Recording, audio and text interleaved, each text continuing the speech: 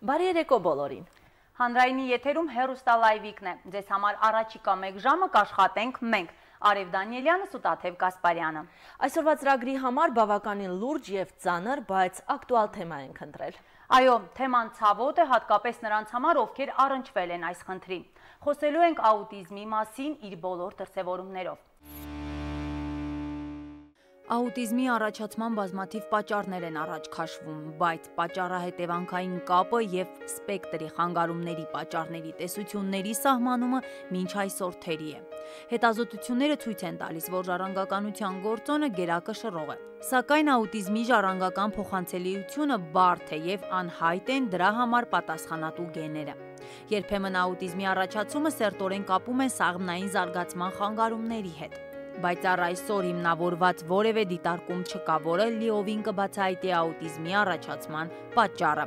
Այնուամենայնիվ, հետազոտողների մոտ ավելանում է կասկածն առ այն, որ աուտիզմը չունի առաջացման մեկ պատճառ, այլ համալիր խանգարում է մի շարք հիմնական բաղադրիչներով, որոնք հստակ պատճառներ ունեն։ Կար կարծրատիպ, որ ուղեղի տարբեր շեշտված դիսֆունկցիաները հանդիսանում են աուտիզմի տարածված ախտանշաններ, այնպես ինչպես ուղեղի լիովին տարբեր խնդիրները հանգեցնում են մտավոր հետամնացության։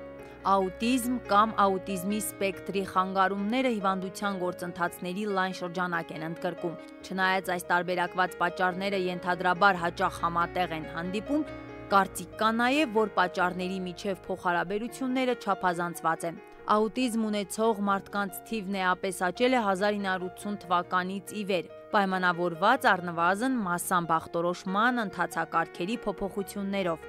Ըստ վիճակագրական տվյալների աուտիզմով հիվանդանում են 10,000 հոգուց 12-ը, ընդ որում տղաների շրջանում այն 4-ից 5 անգամ ավելի հաճախ է հանդիպում։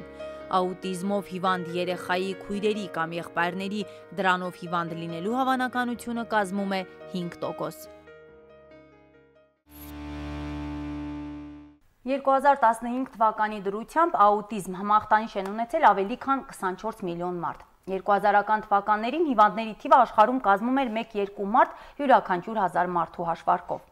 Զարգացած երկրներում 2017 թվականի տվյալներով երեխաների մոտ 1,5%-ն աուտիզմ ուներ։ Այս ցուցանիշը կրկնակի գերազանցում էր 2000 թվականին Միացյալ Նահանգներում աուտիզմ ունեցողների թիվը, որը կազմում էր երեխաների 0,7%-ը։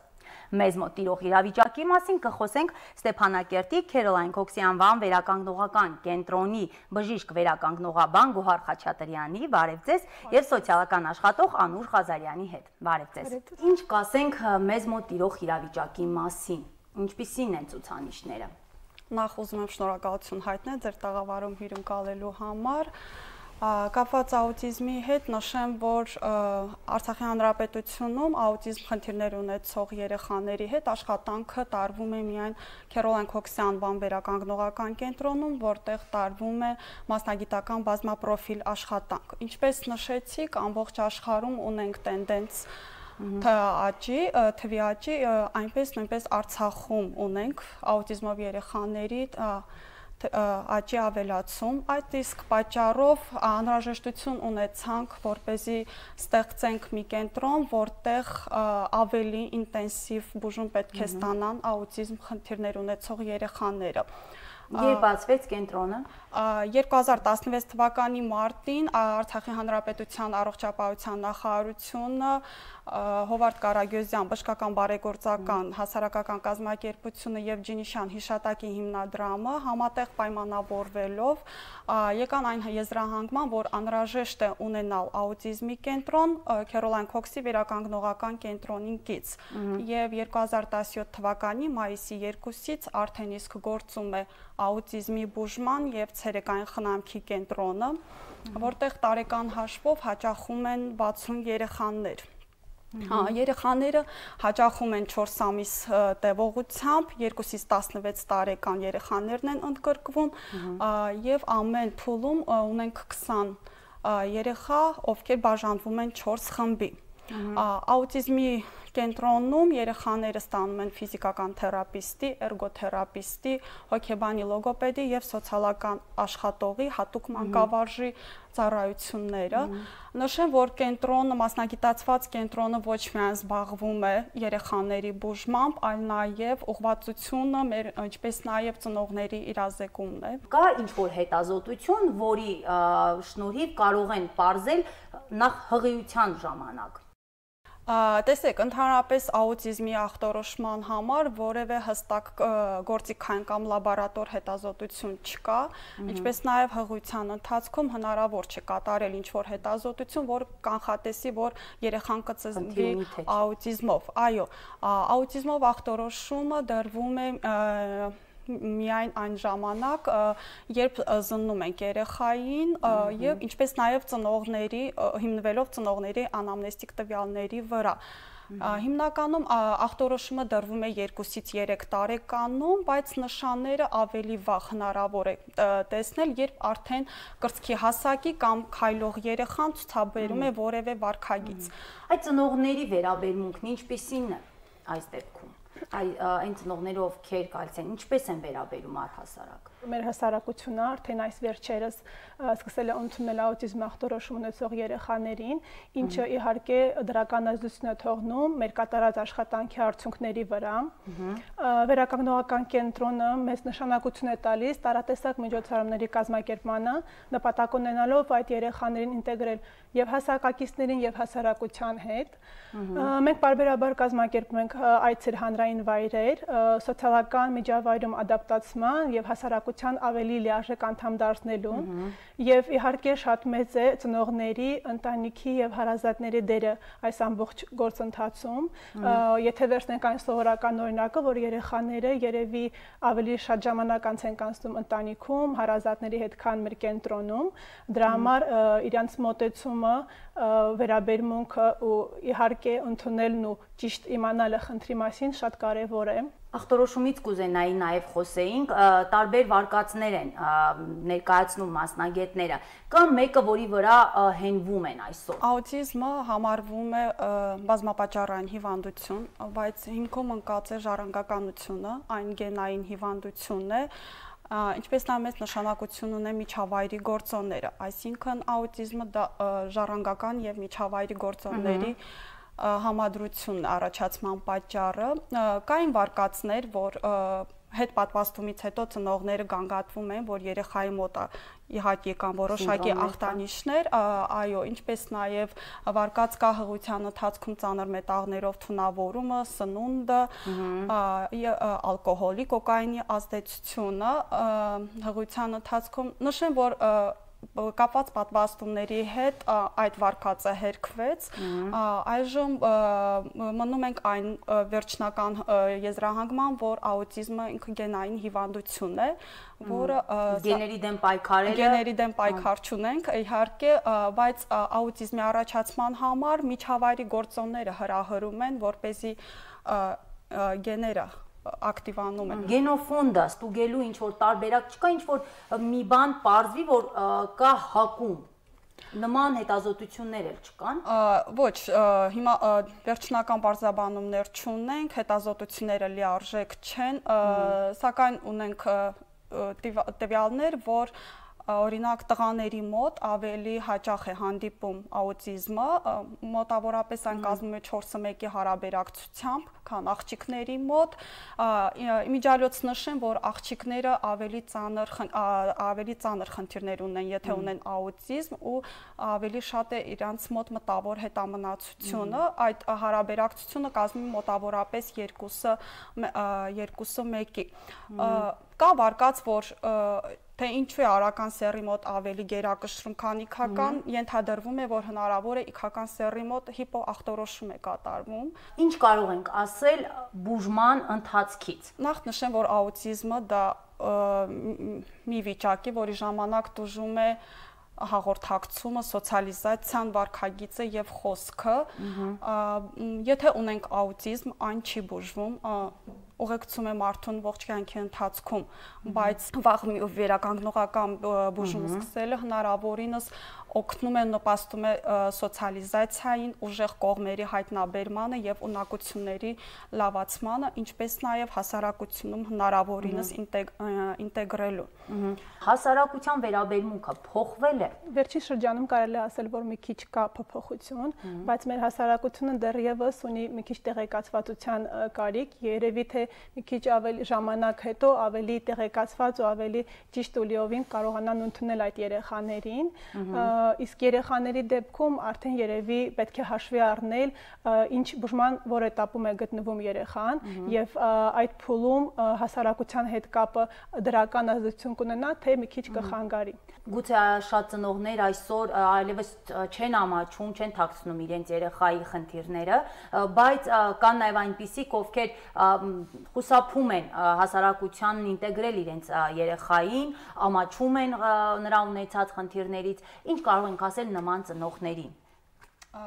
Ես կուզենայի անդրադառնալ այդ հարցին, ու ինչպես նաև իհարկե ծնողները ունեն կարծրատիպ ու երբեմն փորձում են ոչ թե թաքցնում են, իրանք իրանց մեջ փոփանք են գտնում, որ ոչ, դա խնդիր չի ու կանցնի ժամանակ է ընդամենը պետք եւ հիմնականում ծնողները ահազանգում են այն ժամանակ մոտավորապես 2-ից 3 տարեկանում, երբ ունենք երեխայի խոսքի խնդիր, այսինքն երեխան չի խոսում։ Այսինքն նկատում են այդ ժամանակ, թե ուղղակի փոփանքն է հասցնում դրան։ Չէ, արդեն նկատում են, որ մեր ընդունված է, չէ, որ երեխաները մինչև 3 տարեկանը նորմա է, որ կարող են չխոսել 3 տարեկանից հետո։ Այո, ավանդական է մտածելակերպը, հայրիկը ուշ է խոսել, մայրիկը ուշ է խոսել։ Այդ գործոններն էլ ունեն նաև իրենց նշանակությունը, բայց սակայն աուտիզմի ժամանակ բացի խոսքի խնդիրներից շատ կարևոր է վարքագիծը։ Ծնողները նկատելով վարքագծի փոփոխությունը անհրաժեշտություն է, ինչպես նաև ուզում եմ նշել, որ ծնողները ուշադրություն դարձնեն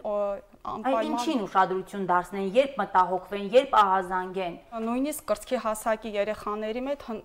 մոտ հնարավոր է տարբերակել աուտիզմը թե ոչ, օրինակ ինչպես նշեցի, հարմարողական վարքագիծն է տուժվում նման երեխաների մոտ, իսկ հարմարողական վարքագծի դրսևորումներից մեկը այն է, որ երեխան կրծքի հասակում մոր ձեռքերի կամ գրկում պետք է իր բնականon հարմարողական դիրք ընդունի, բայց աուտիստները այդ դիրքը չեն կարողանում, իրենց բնականon դիրք չեն ընդունում, ինչպես նաև աչք-աչք կոնտակտը ծնողի հետ չկա, բացակայում է։ Փաթակված են նման երեխաներն ավելի։ Այո, ճիշտ է։ Այո, բայց այդ ավելի քիչ ծնողներ են նկատում, ինչպես նաև նշեմ, որ այս 8-ից 9 ամսականում արդեն երեխաները տարբերակում են ծնողների եւ հարազատների դեմքերը, արտահայտությունները, շփման մեջ են մտնում իրենց ժպիտով ու դեմքով, բայց աուտիստների մոտ այդ կապը բացակայում է, ինչպես նաև շատ կարևոր է, ուզում եմ այստեղ նշել, որ ծնողները պարտադիր ուշադրություն դարձնեն մատնացույցին, 10-ից 11 ամսեկանում երեխաները արդեն պետք է ունենան մատնացույց, 12-ից 14 ամսեկանում մատնացույցը մատով ցույց են տալիս իրենց ցանկալի առարկան, իսկ 14-ից 16 ամսեկանում արդեն ծնողին են ներգրավում խաղի մեջ ու մատով ցույց են տալիս ինչ ցանկալի խաղ պարտադիր ծնողին ներգրավելով, ու այս ժամանակ ինչպես նաև շատ կարևոր է հետադարձ հայացքը, օրինակ մայրիկը գնացել է հետևից նայի։ Այո, պարտադիր, թեկուզ եւ սովորական մի օրինակ, լույսը միացնում ենք, երեխան նայում է լույսին, պարտադիր պետք է հետո նայի մորը, այսինքն հետադարձ հայացքն է շատ կարևոր։ Ախտորոշումը տալիս է միանշանակ մասնագետը,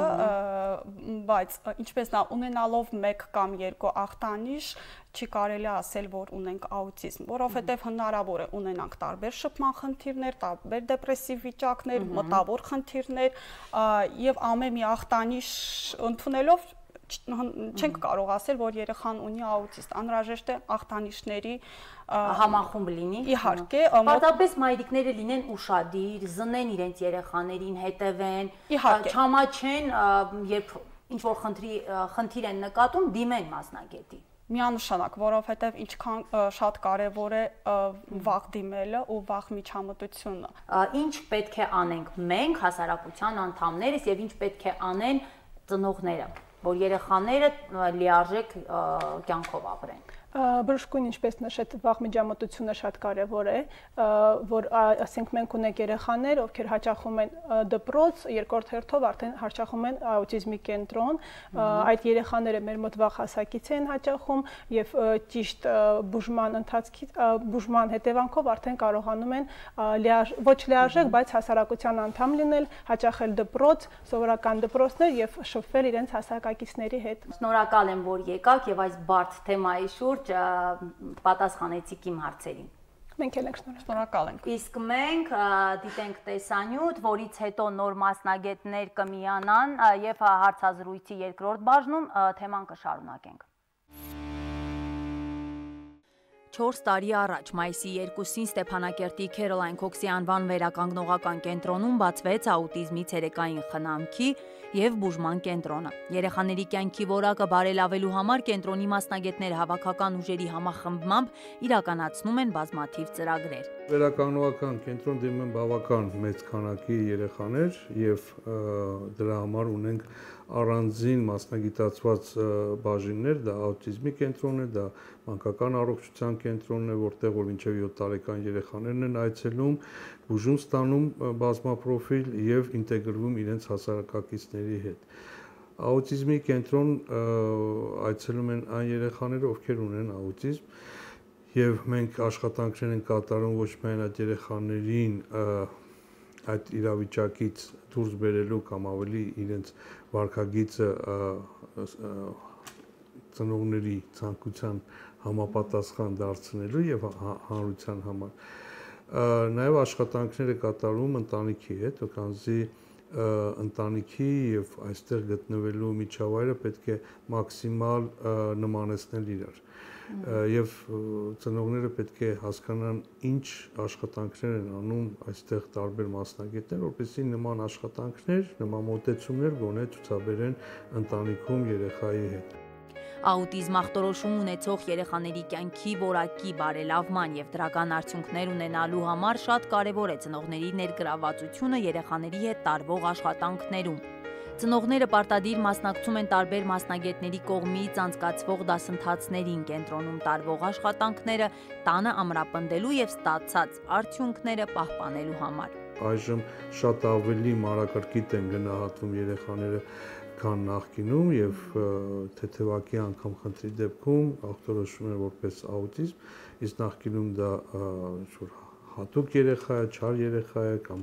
ասենք անհանգիստ երեխա է։ Հիմա շատերը ստանում են այդ ախտորոշումը, որը որ չեմ ուզենա ասեմ, թե խիստ վախեցնող պետք է լինի, որտեղ շատ իրավիճակներից մասնագետները կարողանում են լավագույն արդյունքներ ունենալ։ Ուղղակի պետք է օր առաջ դիմել մասնագետներին եւ համապատասխան մասնագիտացված կենտրոնում երեխան գտնվի եւ ստանա համապատասխան մասնագետների խորհրդատվությունը, բուժումը։ Արցախում գործող միակ կենտրոնի տնօրեն Վարդան Թադևոսյանը կարևորում է նմանօրինակ այլ հաստատությունների առկայությունը եւս, որը կօգնի աուտիզմ ունեցող երեխաներին սոցիալիզացնելու գործընթացի լիարժեք կազմակերպմանը։ Որպես մասնագիտացված կենտրոն կարծում եմ այն չի ասի բավարար է, որտեվ որքան էլ որ լինի այնքան, բայց ցանկալի կլիներ, որպեսզի լինեին տարբեր այլ հաստատություններ, որոնք նաև աշխատեն նման խնդիրներով երեխաների հետ, բայց ասել, որ կարիքը կա մասնագիտացված մեծ կենտրոնի, չէ ասեմ, մենք ուղղակի հիմա խնդիր ունենք ու ակնկալում ենք, որ կլինի հնարավորություն գլոբալ հապաղում ունեցող երեխաների որևէ կենտրոն ունենալ, որպեսզի դա մեծ աջակցություն կլինի ընտանիքի անդամներին, որտեղ դա մեծ հոգս է ծանր հապաղում, ծանր վիճակում գտնվող երեխային, որը ունի մտավոր եւ ֆիզիկական թեր զարգացում, գտնում ամբողջ օրը 24 ժամը մայրիկի եւ ընտանիքի մյուս անդամների հոգացության տակ։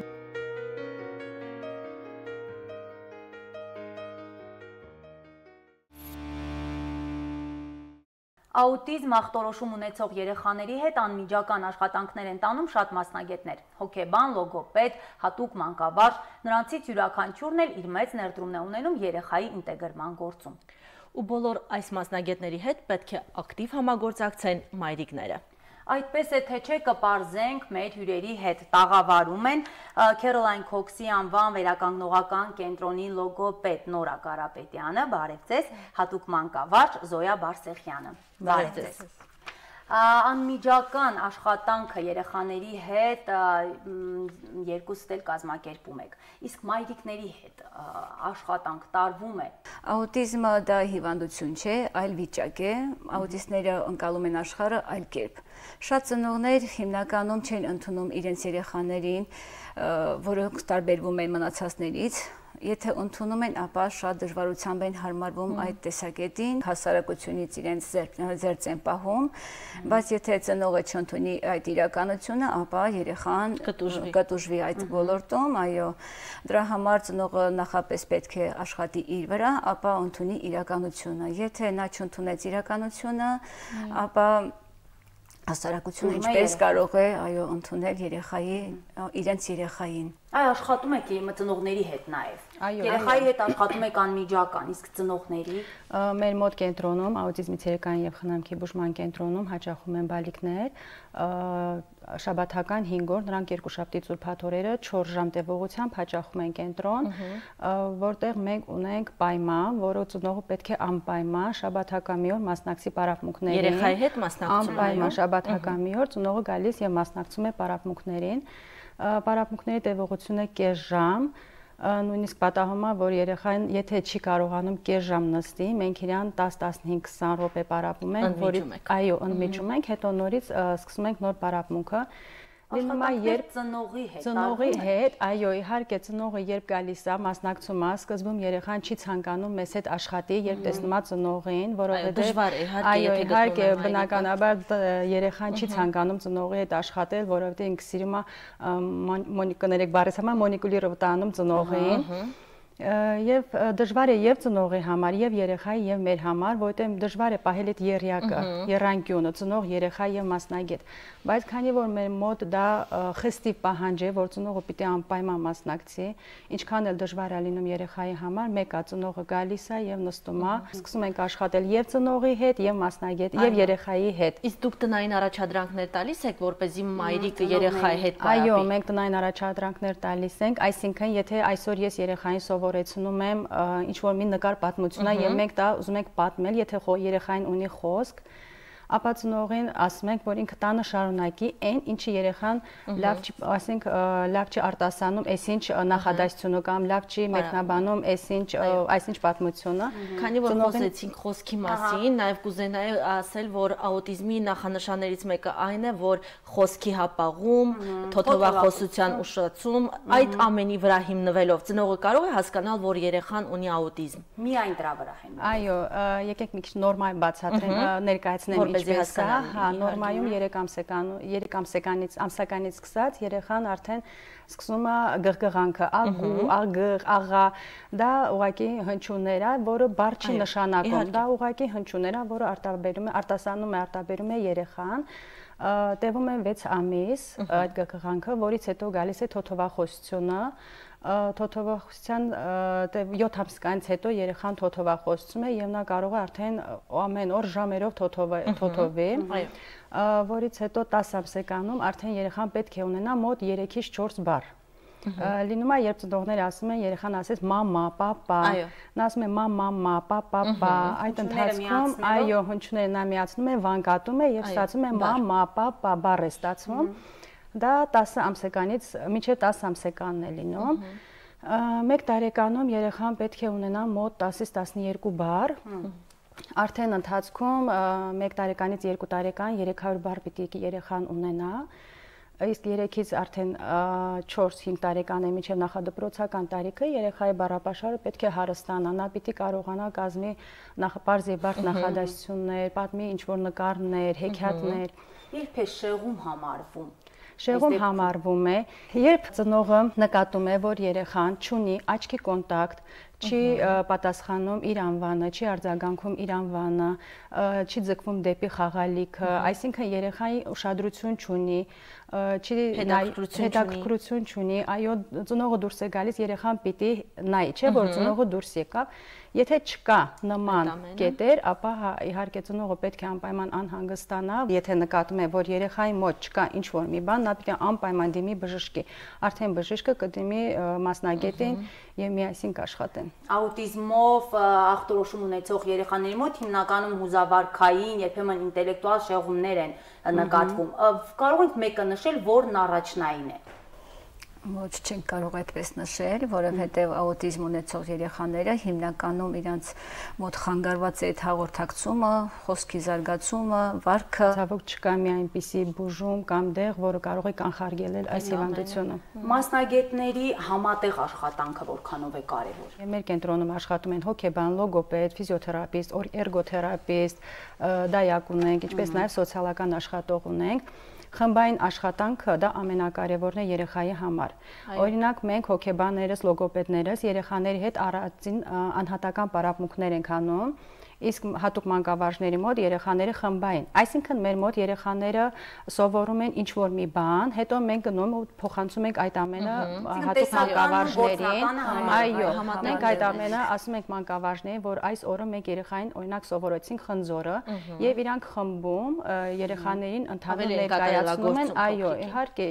միասնական աշխատանքը դա ամենաճիշտը։ Երեխաների հետ աշխատելով արդյունքի հասնել որքանով է հաջողում, ունեք դեպքեր,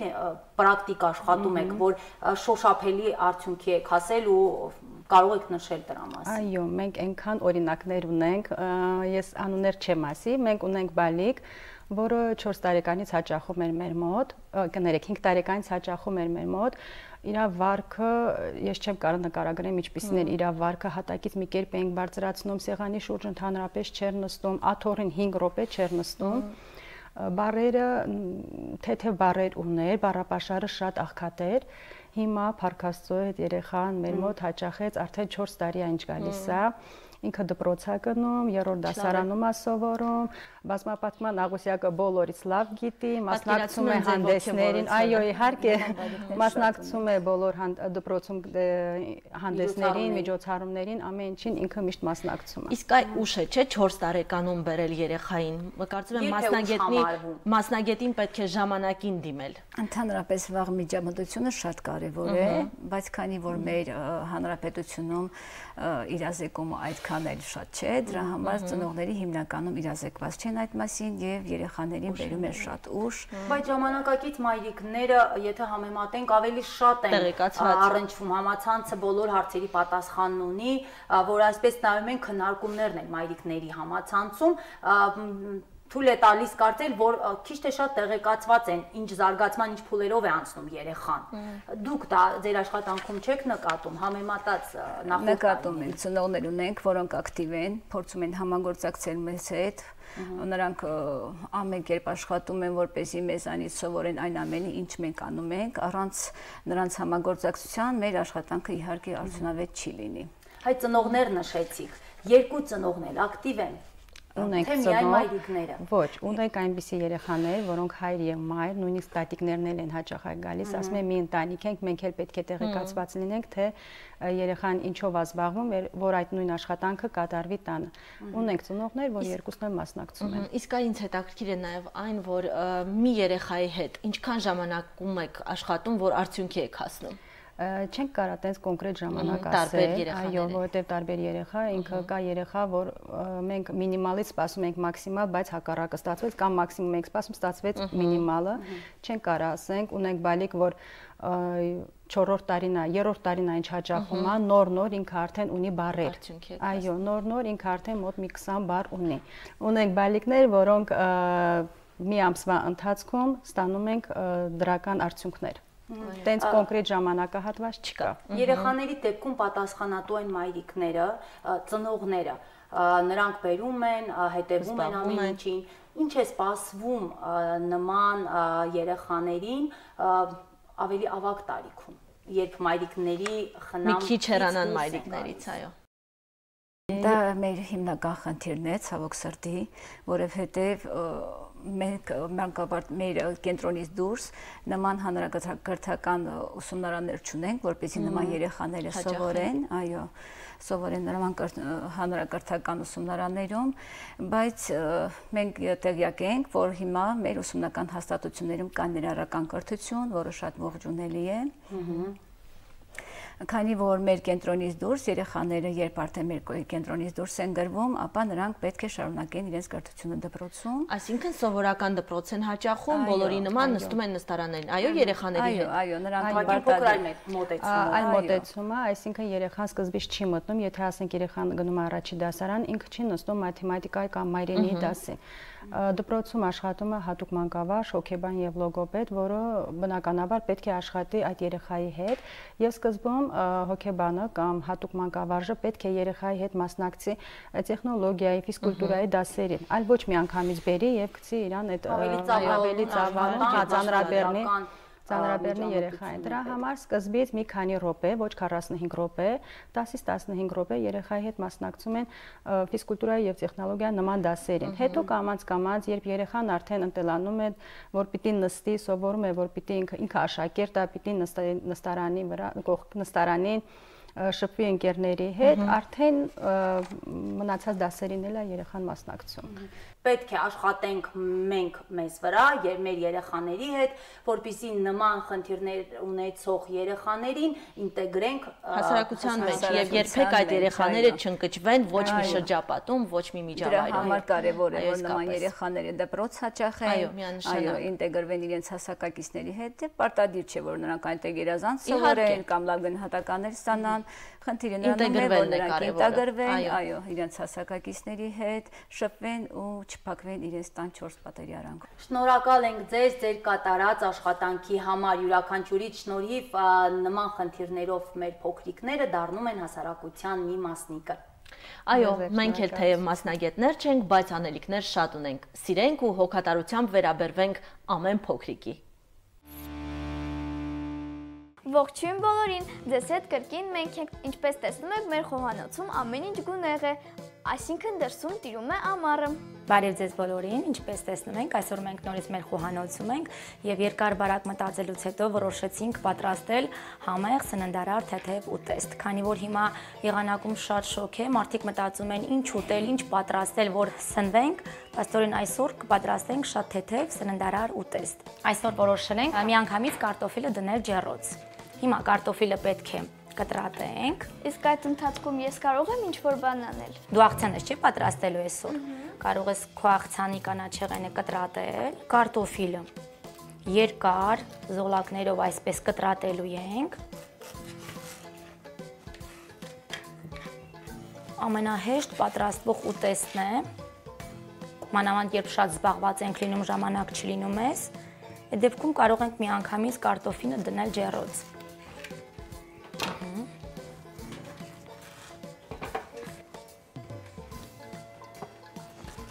Բոլոր կարտոֆիլները պետք է անպայման նույն եղանակով կատարենք։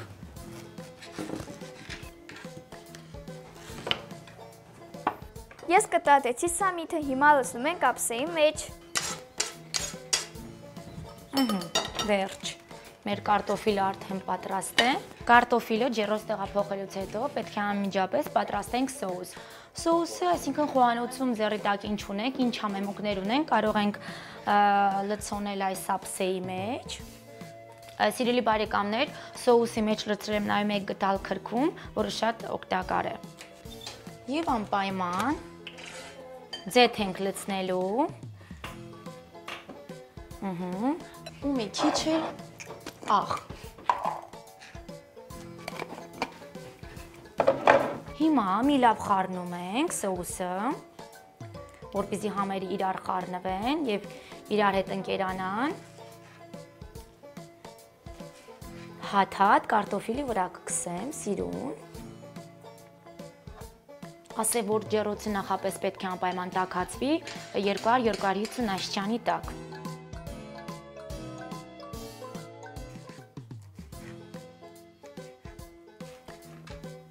ուրեմն եթե չի հերիքում, մի քիչ ձետ կավելացնեմ,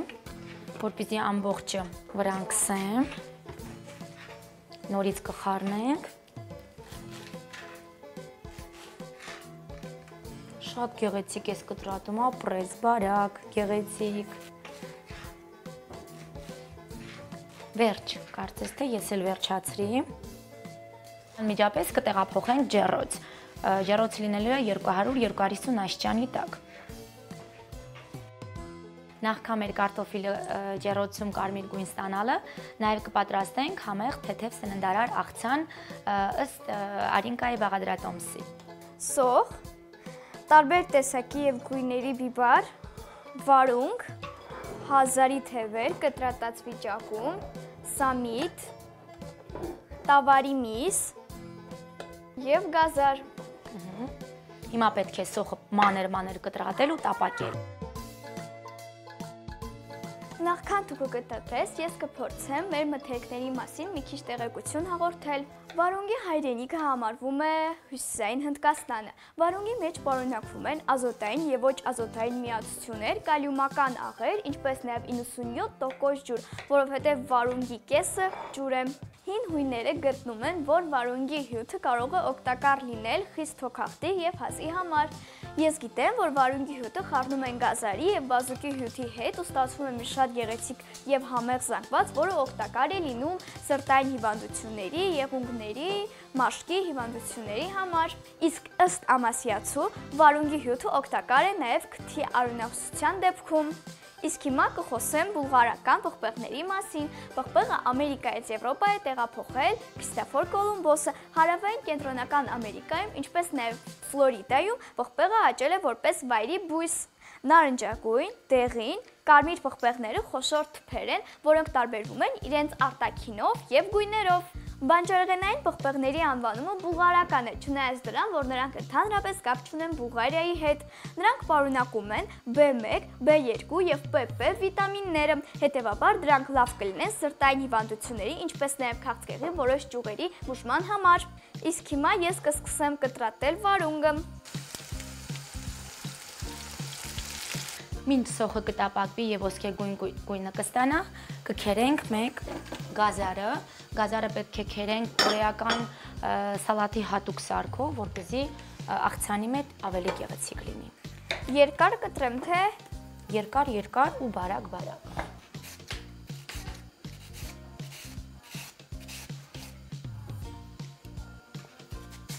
Միջից մի հատ կքիսես, հա։ Շատ երկար կտրեցիր։ Այս մեկն էլ քերենք կհերիքի ինձ թվում է։ Վերջ, կարծում եմ հերիք է գազարը, այսպես հատիկ երկար տեսք պետք է ստանանք։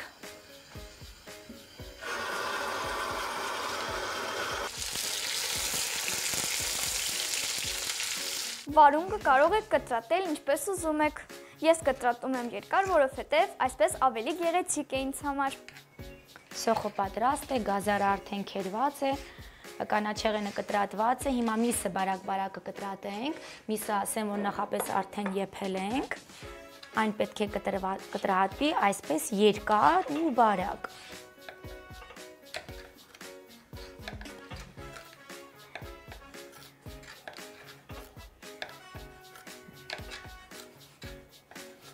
Հիմա աղցանամանը կբերենք, կարող ենք նախապես լցնել մեջը։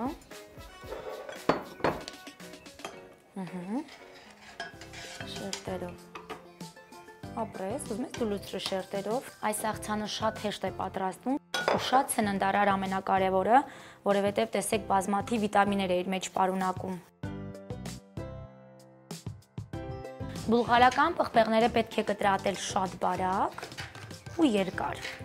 Իսկ բուլղարական պղպեղներից ամենաքարցրը համարվում է կարմիր գույնի պղպեղը, այն նաև պարունակում է A պրովիտամինը։ Իսկ ամենակծու բիբառը դա չիլին է, որը հիմնականում օգտագործում են կալորիաները նվազեցնելու համար։ Դրանք հիմնականում խորհուրդ են տրվում օգտագործել այն մարդկանց, ովքեր ուզում են նիհարել։ Յուրաքանչյուր տեսակի չիլին, երբ լցնում ենք որևէ կերակուրի մեջ, այն նվազեցնում է այնտեղից 45 կալորիա։ Չիլին նաև բարելավում է արյան շրջանառությունը, մարսողությունը, ինչպես նաև բացում է ախորժակը։ Այս աղցանի մեջ մենակ սոխն ենք տապակում, մնացածը բարակ-բարակ շերտերով կտրատում ենք, հետո ամենավերջում սոխը լցնելու ենք ու ձեթով մի լավ խառնենք իրար, որպեսզի համ համերը իրար խառնվեն, համ էլ գույները գեղեցիկ կստանանք։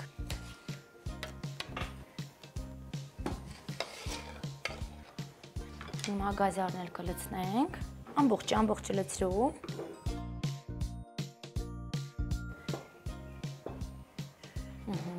Հիմա լցնում ենք իմ կտրած հազարի թևերը։ Քիչ կլցնես, որովհետև պետք է խառնենք, կարողանանք խառնել։ Հերիք է։ Մի քիչ էլ սամիտ։ Սամիտը շատ լցրու, որովհետև որտեղ լինում է տավարի միս, այնտեղ սամիտ պետք է շատ լցնել։ Ապրես, հերիք է։ Հիմա մի քիչ աչքի չափով մի քիչ աղ կլցնենք։ Քանի որ շատ փոքր է մեր ափսեն, պետք է կարողանանք այնպես խառնել, որ չթափենք։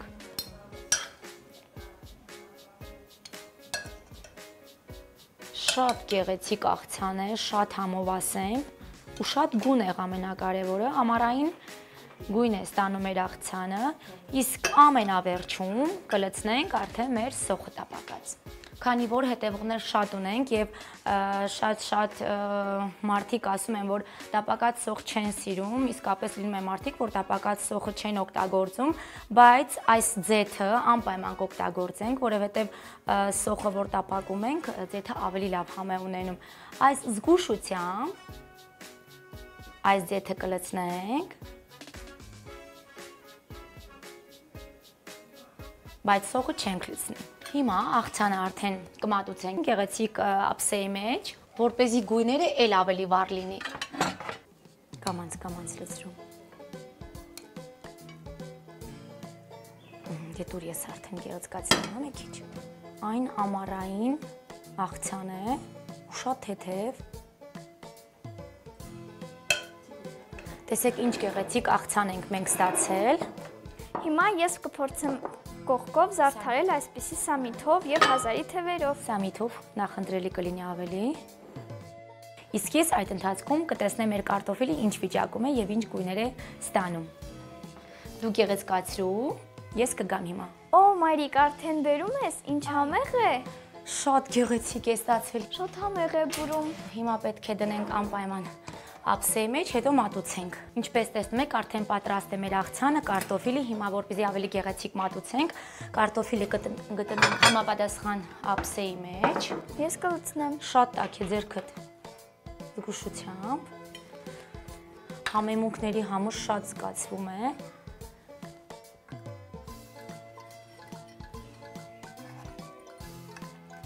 Վերջ, սիրելի բարեկամներ, ինչպես տեսնում ենք, արդեն ամեն ինչ պատրաստ է, աղցանը, կարտոֆիլը եւ միրգը, սեղանի զարդը,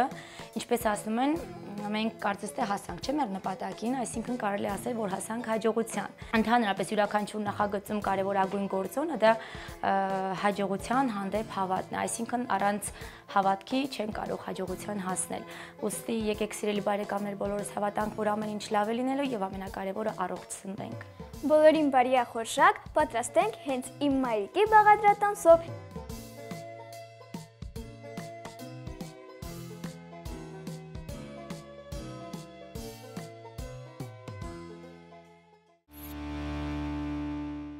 Նախ երեխային սիրել, հետո դաստիարակել եւ ուսուցանել է պետք։ Երեխային ընդունել այնպիսին, ինչպիսին ինքը կա։ Ընդունել երեխայի սխալվելու իրավունքը, օգնել երեխային գործել ինքնուրույն։ Ճանաչել նրա անձը եւ կատարելագործել նրա տաղանդները։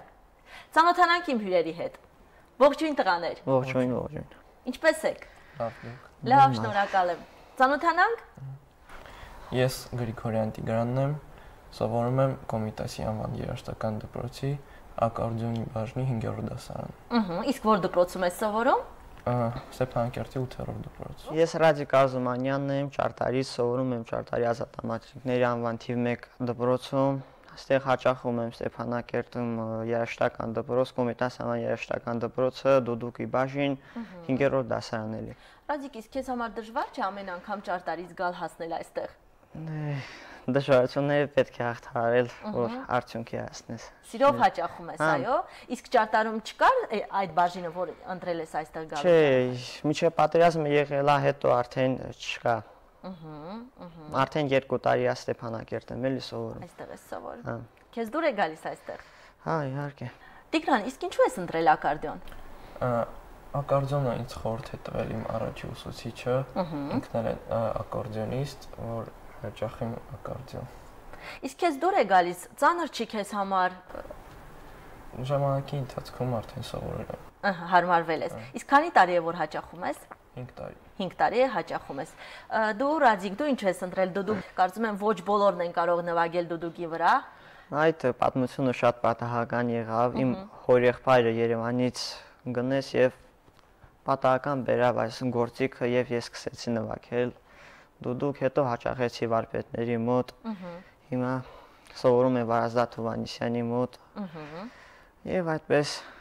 սիրահարվեցի այդ գործիքին։ Կարևորը որ դուք սիրում եք ձեր գործիքները, չէ՞ տղաներ, եթե չսիրեք, չեք կարող նվագել ու հասնել հաջողությունների։ Լավ, ես այստեղ տեսնում եմ, որ դուք բերել եք շատ պատվոգրեր, մեդալ, կարող եք պատմել։ Ռադիկ, սկսենք քեզնից։ Առաջի պատվոգիրը ես մասնակցեցի 2019 թվականին, դեռ նոր ես սկսում նվագել, վերածնունդ միջազգային մրցույթ փառատոնն է, 3-րդ կարգի դիպլոմ է դա։ Հետո մասնակցեցի 2020 թվականին Art Music միջազգային մրցույթ փառատոնին, գրավեցի առաջին կարգի, գրավեցի առաջին տեղը։ Այստեղ է։ Այդ մրցույթի համար մենք պարգևատրվեցինք Ստեփանակերտի քաղաքապետարանից պատվոգրով եւ մեր արվեստի դպրոցից նույնպես պատվոգրով։ Իսկ այստեղ ես մեդալ եմ տեսնում։ Այդ մեդալը այդ Art Music-ի մեդալին է վերաբերվում։ Իսկ այս տարի նոր գնացել էինք Ղարաբաղից 4 հոգի գնացել էինք Երևան, մասնակցեցինք Դուդուկմեն միջազգային մրցույթ փառատոնին, որը կազմակերպվել էր առաջի անգամ, եւ 4 անգամ գնացել էինք Երևան եկել եւ ես ստացա հատուկ մրցանակ եւ այդտեղ նաեւ տեղի ունեցավ գալա համերգ, այդ համերգին մասնակցեցի, մեր Վարդան Բադալյանի հետ նվագեցինք այդտեղ։ Երկես ես նվագեցի։ Տիգրան, ես տեսնում եմ, որ դու տաղավար ես բերել շատ պատվոգրեր, կարծես թե դու շատ մրցույթների ես մասնակցել։ Կպատմես մի քանիսի մասին, որտեղ ես եղել։ Քանի որ ես հաճախում եմ նույնպես Դաշնամուրի, այստեղ Դաշնամուրի մրցույթի պատվոգրերն են։ Փաստորեն դու Դաշնամուր ես նվագում։ Իսկ քանի տարի է որ հաճախում ես։ 6 տարի։ Դաշնամուրել ես հաճախում, ակարդեոնել ես հաճախում։ Եվ օրերս դու ես մասնակցել Երևանում մրցույթի կայացած։ Եվ ես Երևանում Art Music մրցույթ փառատոնին գրավել եմ մեծ մրցանակ։ Հետո այն ինչ մրցույթ։ Իսկ Դաշնամուրով Art Music-ին 2-րդ տեղը։ Մոսկվայել ես գնացել։ Եվ ինչ մրցույթ էր Մոսկվայում։ Մոսկվայում տեղի ունեցավ նվագում եմ 2 գործիքների վրա մրցույթը, այնտեղ գրավեցի 2-րդ տեղը։ Այո, այստեղ ես տեսնում եմ, շատ լավ, շատ կարծես թե դուք հաջողությունների եք հասել եւ հուսով եմ, որ ձեր հաջողությունները կլինեն շարունակական եւ կուզենայեմ մի քիչ էլ խոսենք ձեր առօրյայից։ Առհասարակ, սիրում եք ֆիլմեր դիտել, երաժշտություն լսել եւ ինչ երաժշտություն եք սիրում լսել։ Եթե ազատ ժամանակ է լինում, այո, նայում ենք, բայց հիմա արդեն վերջի 2-3 ամիսների ընթացքում չեմ հասնում, չէ։ Իսկ երաժշտությունը առհասարակ ժողովրդականն ենք լսում, օրինակ ես Դուդուկ եմ նվագում, ժողովրդական եմ լսում տարբեր ձևի գործիքային տենց երաժշտություններ։ Այս նորավոր երաժշտությունները ես չեմ սիրում, չեմ լսում։ Լսում եմ տարբեր տեսակի երաժշտություն։ Շատ լավ։ Իսկ այդ տղաներ ինձ հետաքրքիր է։ Դուք ամբողջ օրը զբաղվում եք երաժշտությամբ, այո, ինչպես ես հասկացա։ Բացի դուդուկից, ակարդեոնից, էլ ինչով եք սիրում զբաղվել։ Ազատ ժամանակ երբ ունենում եք, ինչով եք զբաղվում։ Ես հաճախում եմ թեյքվանդոյի խմբակ։ Սպորտով եք զբաղվում։ Ազատ ժամանակ ֆուտբոլ եմ խաղում։ Ապրես։ Ես նվագում եմ մի քանի գործիքի վրա։ Էլ ինչ գործիքի վրա ես նվագում։ Ես արվեստի դպրոցում ճարտարում հաճախել եմ 6 տարեկանից դհոլ, ավարտել այդ բաժինը, հետո դաշնամուր եմ նաև հաճախել։ Հետո արդեն դուդուկ, նաև կլարնետել եմ նվագում։ Իսկ գիրք կարդալ սիրում եք։ Եթե ազատ ժամանակ կա լինում, հա։ Կարդում եք։ Իսկ ըստ ձեզ, դուք ձեր հասակագիցներից ինչով եք տարբերվում։ Տիգրան, դուք այն տարեկան էիք, 14 դու 17։ 17։ Հասակակիցներին տենց չեն հետաքրքրվում դասական երաժշտությունով։ Քո շրջապատում չեն սիրում, այո։ Իսկ այ երբ դու համերգների ես մասնակցում, քո ընկերները գալիս դիտում են քեզ։ Այո։ Չեն ոգևորվում, որ իրենք էլ նվագեն, սիրեն երաժշտություն, թե պարզապես։ Սովորաբար երաժիշտ ընկերներ են գալիս։ Այդ ընկերներն են գալիս, այո։ Դու Դե իմ հասակակիցները օրինակ ժողգործիքների նկատմամբ տենց սեր չունեն, առանձին տենց նորավոր երաժշտություն բան տենց են լսում, ժողովրդական երևի թե Ղարաբաղում քիչ են, շատ են քիչ լսում։ Ինչ ես ներկայացնելու։ Ղարաբաղի հորովել։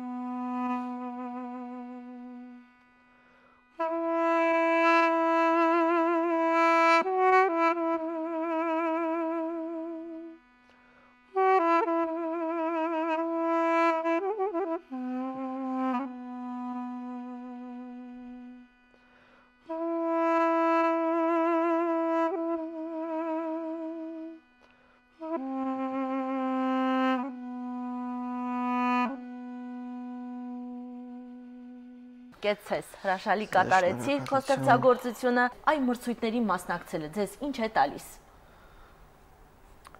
Մրցույթներին մասնակցելով փորձ ենք ձեռք բերում։ Եվ հաջորդ մրցումներին ավելի վստահ ենք։ Այո, դա ձեզ օգնում է, որ ավելի վստահ լինեք։ Իսկ նոր ընկերներ ձեռք ես բերել Տիգրան։ Այո։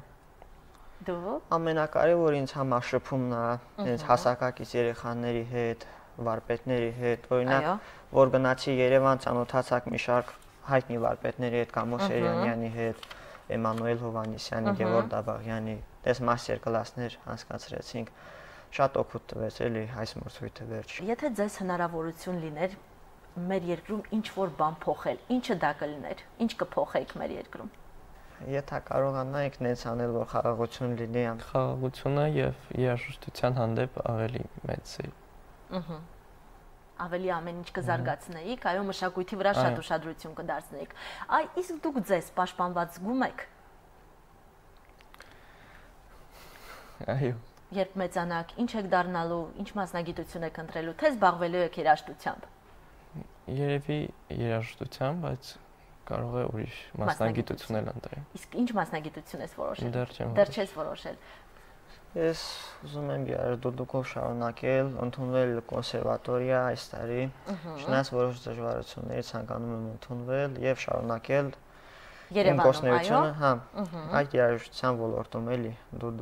որոշել ես ինչ ստեղծագործություն ես ներկայացնելու։ Այո։ Ռիշար Գալիանոյի Մարգո։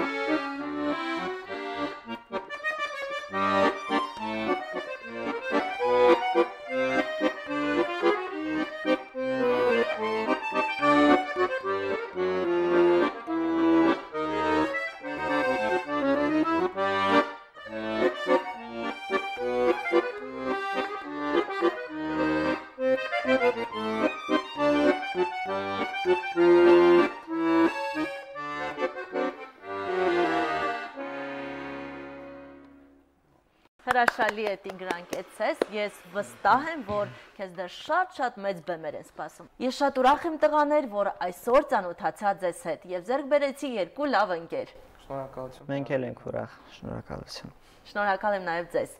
Իսկ այս պահին մեր եթերում տեսանյութ։ Բարև ձեզ, ձեր հետ կրկին Ալեքսն է։ Այսօր ես կպատրաստեմ ծաղիկ։ Ծաղիկ պատրաստելու համար մեզ անհրաժեշտ է ժատի թուղթ, ինչ գույնի որ կցանկանաք, ես նախընտրում եմ կապույտ գույնը, ժատի կանաչ թուղթ, տերևներ անելու համար, թերթիկներ, որը ես հիմա ձեզ ցույց կտամ, թե ինչպես պետք է կտրել, կոնֆետ, փայտ, կանաչապավեն, մկրատ, կանոն եւ սոսինձ։ Հիմա վերցնում ենք մեր ժատի թուղթը, բացում ենք եւ կտրում ենք։ Երկարությամբ 7 սանտիմետր, իսկ լայնությամբ 3։ Հիմա ծալում ենք մեջտեղից եւ կտրում ենք։ Տալիս ենք նրան տերևի տեսք եւ մեջտեղից ուժեղ ձգում ենք։ Հիմա ցույց կտամ, թե ինչպես պետք է պատրաստել այս թերթիկը։ Նույնպես 7 սանտիմետր լայնությամբ եւ 4 սանտիմետր երկարությամբ։ Այսպես։ Կատարում ենք նույն գործողությունները, վերցնում ենք մեր փոքր փայտը, հիմա վերցնում ենք կոնֆետը, այսպես,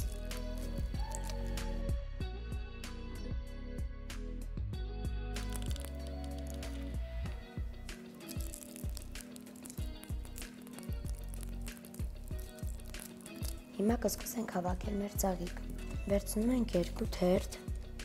սոսնձում ենք այսպես։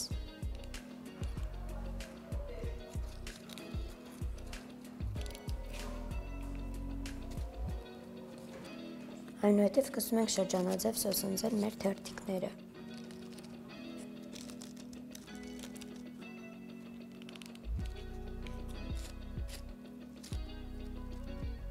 Մեզ անհրաժեշտ է լինելու այսպիսի 12 թերթ, իսկ այսպիսի 6։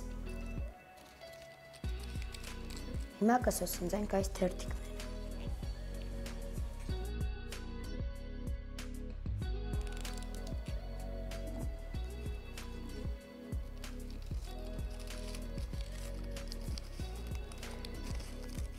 Եվ ահա մեր վերջին թերթիկը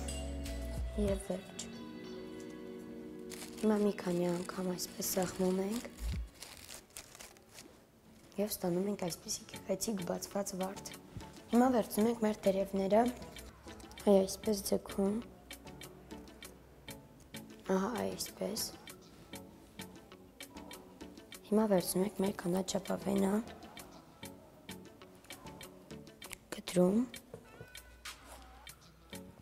ահա եւ վերջ, պատրաստ է մեր վարդը։